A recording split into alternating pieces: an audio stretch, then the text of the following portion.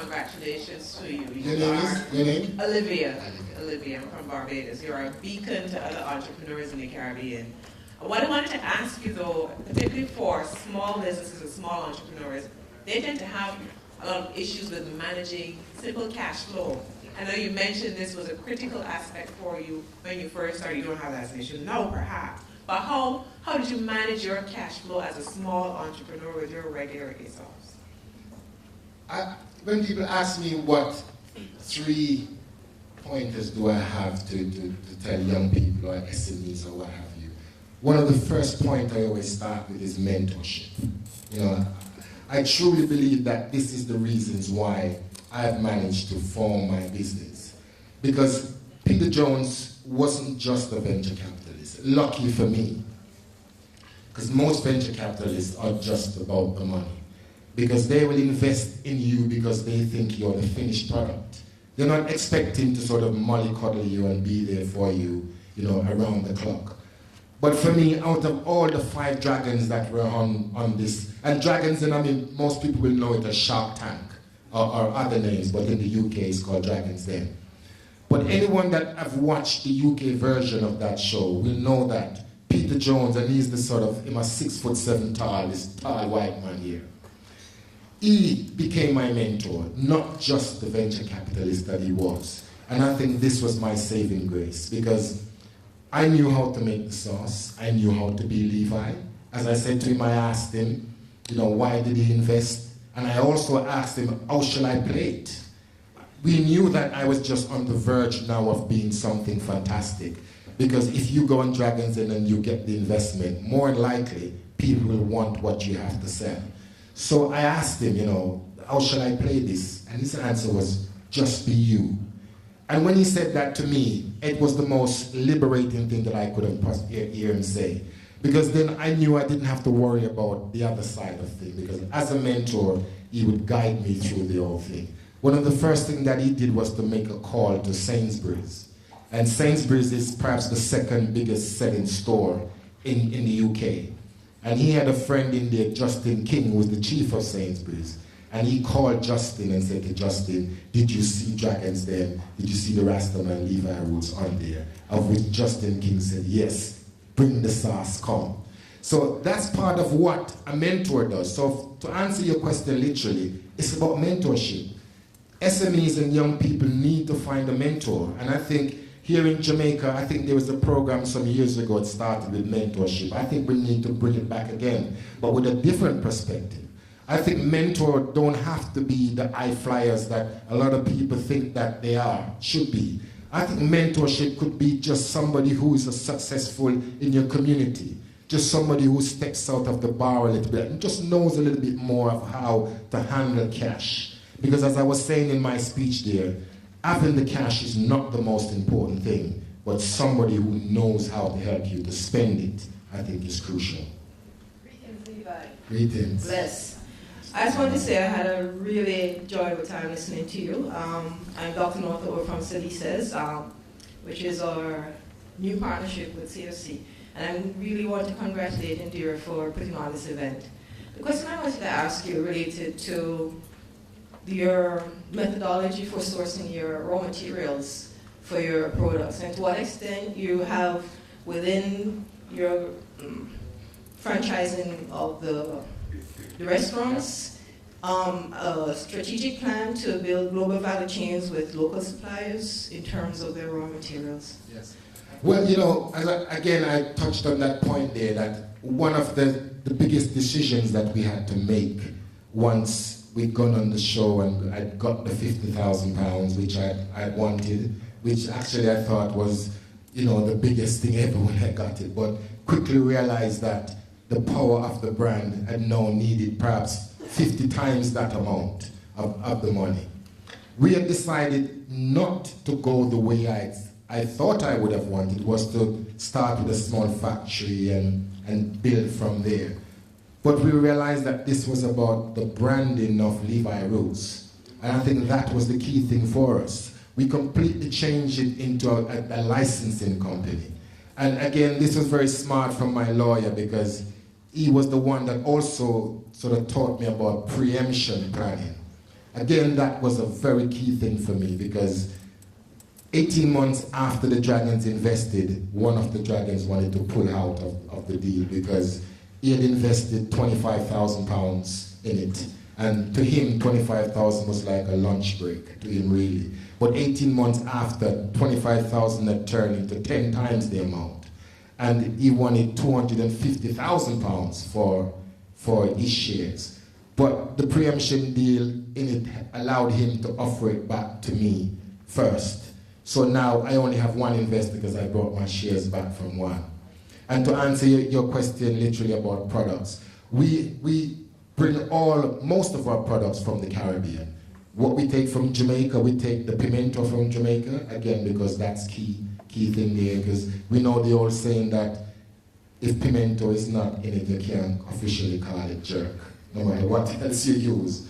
So we take the Scotch bonnet from Jamaica and we take the pimento from Jamaica. But we don't class our brand as a Jamaican brand. I think that would be wrong. The Levi Roots brand is a Caribbean brand. So hence, most of the other products, we try to source it from the other islands. We have a factory in Poland because the UK factories became a little bit small for us. So we've managed now to work with a company called AB World Foods, and they are perhaps one of the largest food manufacturers in the world. And they are the ones now who makes most of my products. We talked about me trying to come back here now by launching in Devon House. My view in the next few years to try to create something distinctive from Jamaica on the brand that's sourced here through Jamaican workers. My dream is to have it from Clarendon, obviously, because that's where I'm from, and it would resonate really well with the brand, as how I've always kind of tried to add things up as I go along. So the dream is big, but the dream is always trying to own things, you know, as a true brand, to be true to who I am as a person. So, you know, for us, it's sourcing the stuff from Jamaica as much as we can, but also the other Caribbean islands as well. Good morning, Levi. Thank you for the great talk. I'm Francois Chalco from Musinko. Hi, Francois. One of your small competitors in the UK with Big O. I'm glad you said small because... Small, very small. Insignificant. Don't worry about this.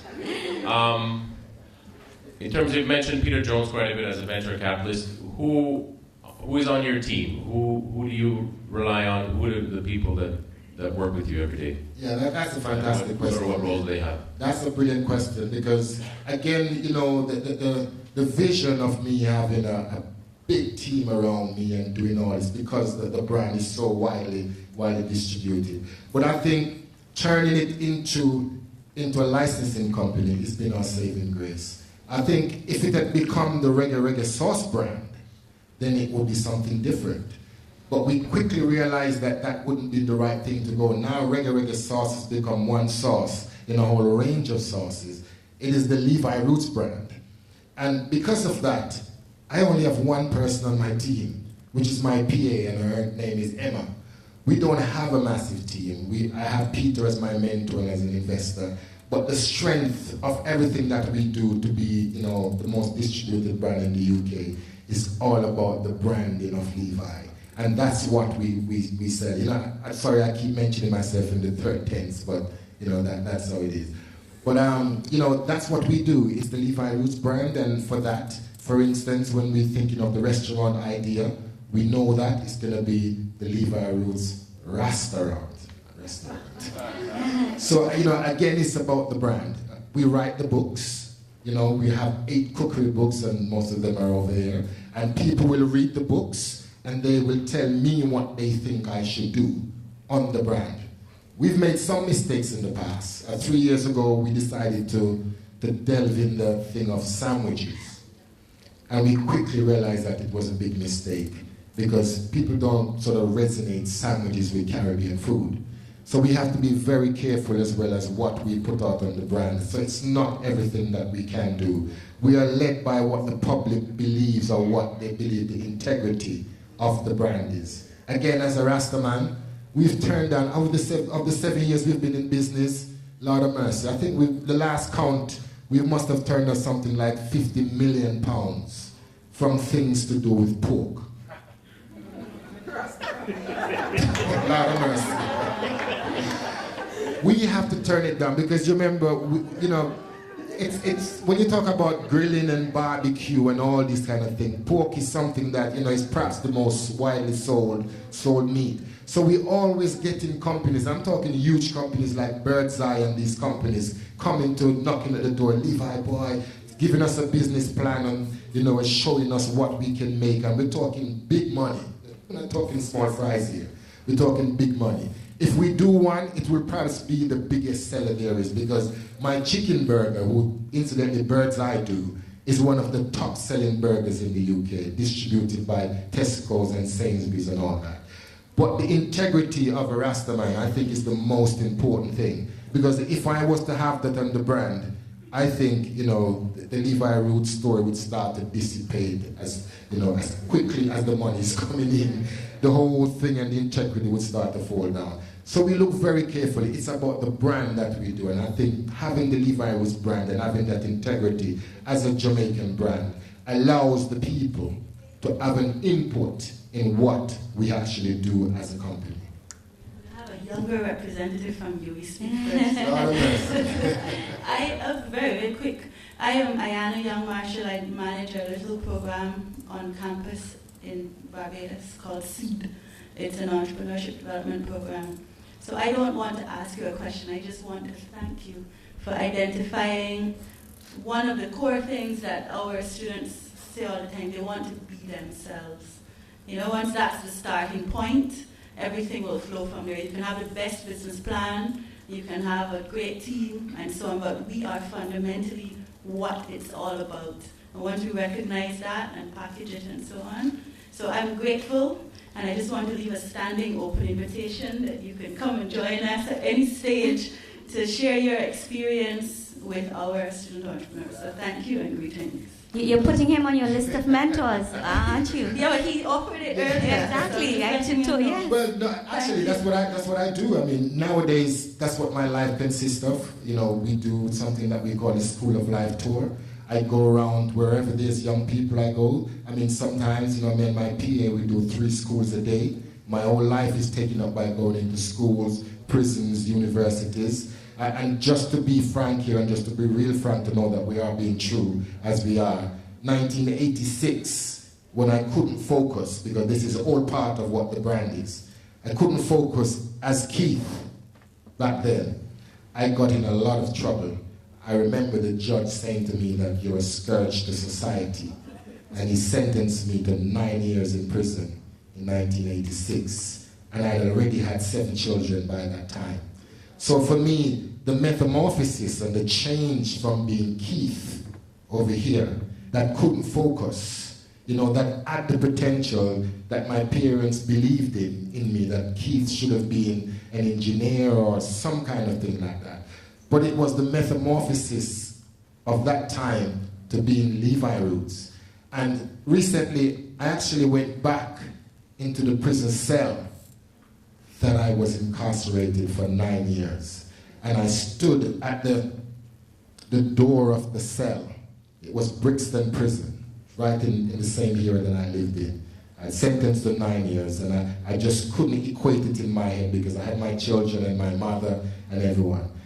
But a few years ago, I went back to Brixton Prison as part of a mentoring program called Toe to Toe, where I teach people to sort of learn themselves, to learn to speak properly. And I went back to that same prison cell and I stood at the entrance and tears started coming down my eyes because a few of the prisoners were willing me to step inside just to feel how it was. And I started to cry. And the only thing that kind of saved me is when I looked to my left, the governor was standing next to me. We just had tea in his office. I looked to my right, and it was the chief prison officer who was literally giving me the keys, saying to me, Levi, step inside. And I remember looking back at one of the prisoners that was there sort of standing with me, and I said to him that in 1986, I came in as Keith. This time, I'm coming in as Levi Roots with a 5,000 pound Oswald Botan suit on and bling top. So it shows you that it can change. life can change. It doesn't have to be the same. So now we go to prisons all the time. You know, I spend most of my time in school. We have a program called the School of Life Tour that we go around to the UK, as I said, three a day sometimes. And when we go, we're not talking about localized school. Most of the school that comes in are primary schools, up and down the countries, in the shires, I hasten to add. And these kids weren't even born when I was in Dragons Den. None of them were born. But yet, the story is so fantastic. If you ask them what my grandmother's name is, they will tell you. If you ask them to sing the reggae song, they will sing it from top till bottom.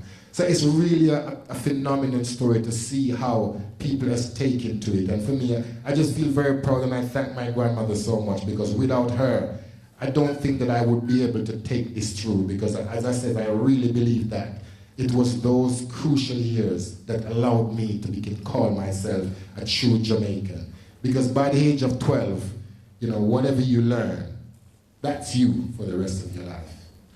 It's a wonderful story. It's a very moving story.